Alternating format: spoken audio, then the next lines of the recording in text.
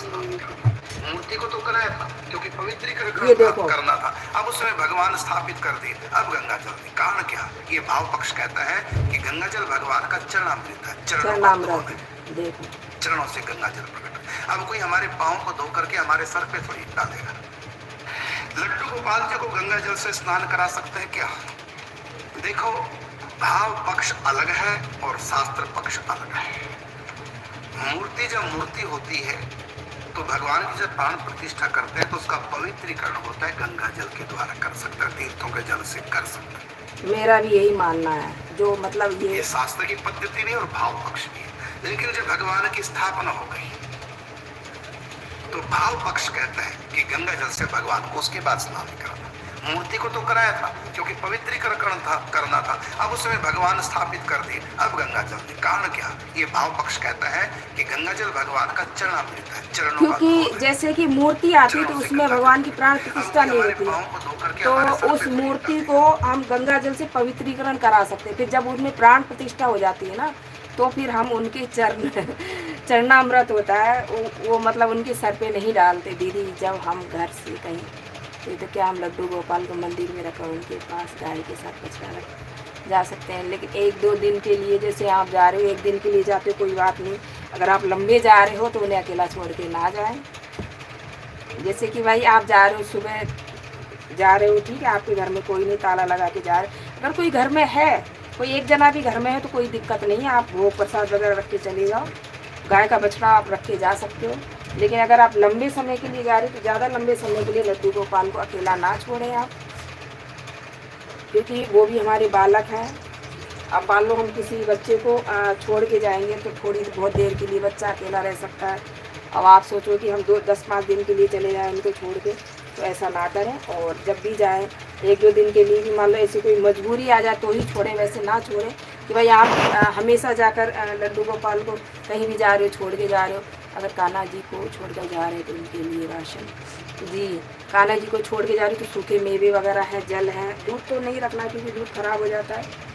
और देखिए हमारे भोले बाबा ने स्नान कर लिया, ये देखिएगा हमारे शिव जी हैं ये। तो दूध नहीं रख सकते, सूखी मावा है, मिठाई वगैरह, काजू कतली है जो ज़्यादा दिन तक आप कहाँ से भी, हम जयपुर राजस्थान से हैं। राधे राधे सुषमा जी, क्या बात है, आजकल आपकी लाइव नहीं चलती है बिल्कुल भी।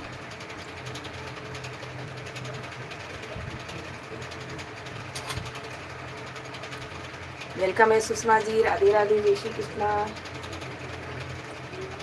तो भाई गंगा जल का आपने मेरी दूसरी आईडी से ब्लू ले लिया। अच्छा ब्यूटी टिप्स हो क्या? ओके ब्यूटी टिप्स, में इस आईडी पर तो आपको ब्लू दे देती हूँ अभी, और आप कमेंट कर देना, मैं आपको ब्लू दे दूँगी। सुषमा जी राधे राधे, राधे राधे, आपको ही ब्लू दे देती हूँ सुषमा जी, राधे राधे। उषा बहन मेरा कमेंट हाँ दिखाई दे रहा है, मैंने ब्लू भी दे दिया आपको सुषमा जी। नमस्ते भक्ति सेवा, नमस्ते, राधे राधे, राधे राधे,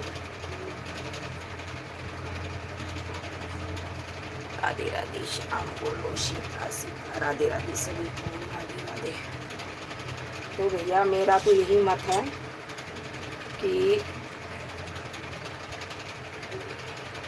गंगा जल से लड्डू गोपाल को गंगा जल नहीं चढ़ाया जाता है। ऑटो नहीं लग रहा है, ऑटो नहीं ना, बीच बीच में कर, हाँ ठीक है बीच बीच में कर दीजिएगा आप, कोई बात नहीं। लेकिन मैं छत्तीसगढ़, कृष्ण कन्या में तेरी राधा, मैं एमपी से हूँ कि छत्तीसगढ़ में रहता हूँ। अच्छा बहुत अच्छी बात है। चलो अब हम अपने लड्डू गोपाल के लिए शिव जी के लिए हम बिलपत्र तोड़ के लाते हैं, आपको दिखाते हैं हमारा बिलपत्र का पेड़ कितना बड़ा हो गया है। शिव जी को क्योंकि हमने बिलपत्र लगाया था तो एकदम सूखा था, कि अब उसमें क्या है बिलपत्र ना अच्छे अच्छे आने लग गए हैं, तो हमने सोचा हम रोज़ ही चढ़ाते हैं अपने शिव जी को बिलपत्र।